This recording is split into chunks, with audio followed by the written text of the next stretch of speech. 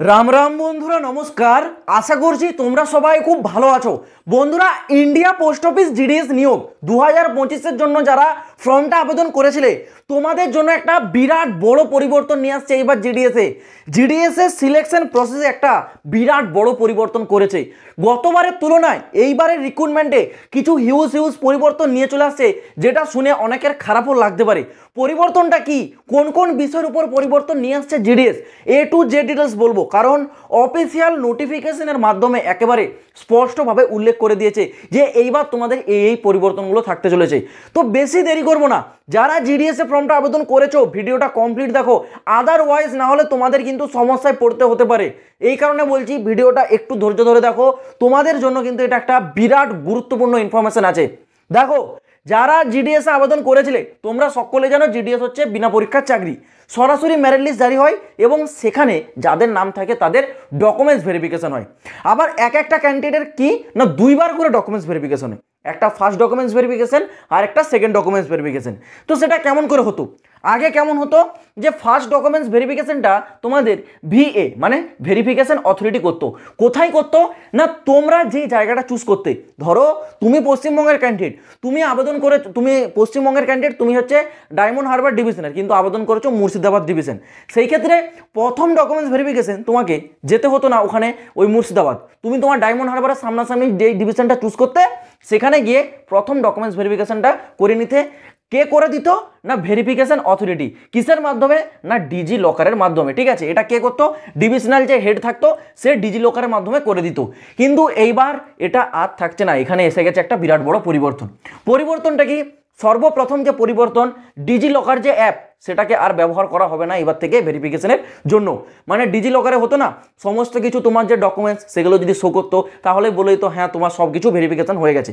কিন্তু এইবার সেই ডিজি লকারটাকে পুরো টোটালি ডিসকন্টিনিউ করে দিয়েছে, মানে ডিজি লকারের মাধ্যমে জিডিএস এর ডকুমেন্টস ভেরিফিকেশন হবে না।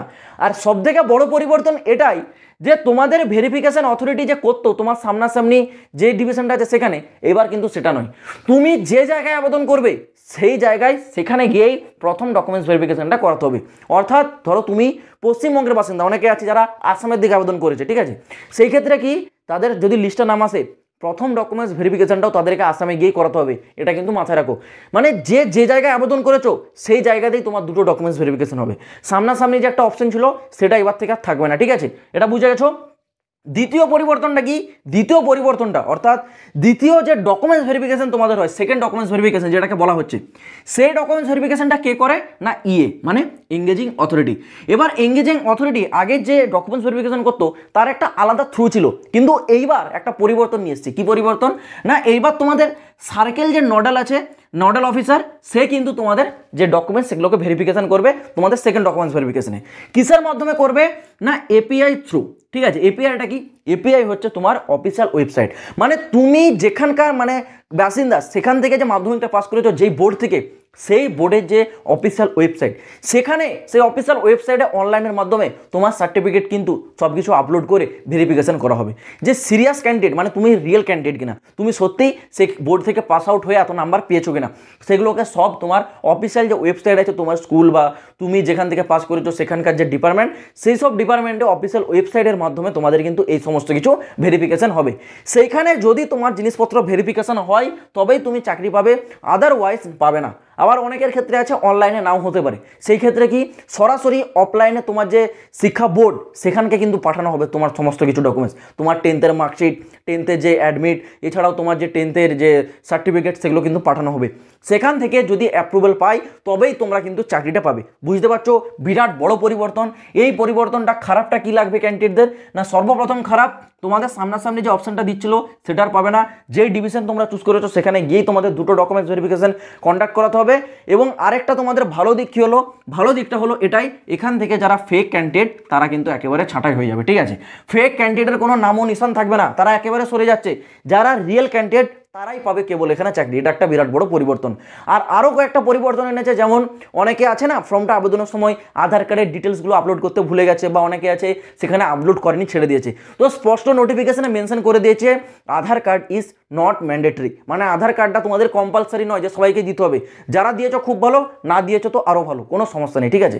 আধার কার্ড দেওয়ার কোনো প্রয়োজন নেই, কিন্তু যখন ডকুমেন্টস ভেরিফিকেশনে যাবে আইডেন্টিটি প্রুফ হিসেবে তোমাদেরকে যে কোনো একটা ডকুমেন্টস নিয়ে যেতে হবে, হয় Aadhaar card, voter card, PAN card, এর মধ্যে যে কোনো একটা তোমাদেরকে নিতে হবে। তারপর বাকি যা যা ডকুমেন্টস রয়েছে, 10th মার্কশিট, 10th তোমাদের অ্যাডমিট, 10th সার্টিফিকেট, এছাড়াও তোমাদের মেডিকেল সার্টিফিকেট, যারা কাস্টের ক্যান্ডিডেট রয়েছে এসটি এসসি তাদের সার্টিফিকেট, ওবিসি সার্টিফিকেট, ইডাব্লিউএস এর সার্টিফিকেট, যারা ট্রান্সজেন্ডার রয়েছে তাদের সার্টিফিকেট, মেডিকেল সার্টিফিকেট, এই সমস্ত ডিটেলসগুলো তো তোমাদেরকে নিয়ে যেতেই হবে। তো এগুলো তোমরা নিয়ে যাবে, এবং এর সাথে তোমাদের যে 3-4টা আন্ডারটেকেন ফর্মের কথা বলেছিলাম সেইগুলো নিয়ে যাবে।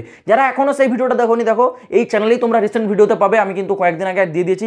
যারা দেখোনি সেটা তোমরা দেখে নেবে, আন্ডারটেকেন ফর্মগুলো কিন্তু নিয়ে যাবে, ঠিক আছে। তো এই সমস্ত কিছু নিয়ে গিয়ে তোমরা ডকুমেন্টস ভেরিফিকেশন করাবে। ম্যারিট লিস্ট তোমাদের খুব শীঘ্রই আসতে চলেছে, আমি সেই সংক্রান্ত আপডেট তোমাদেরকে টাইম টু টাইম দিতে থাকবো, চিন্তা করবে না।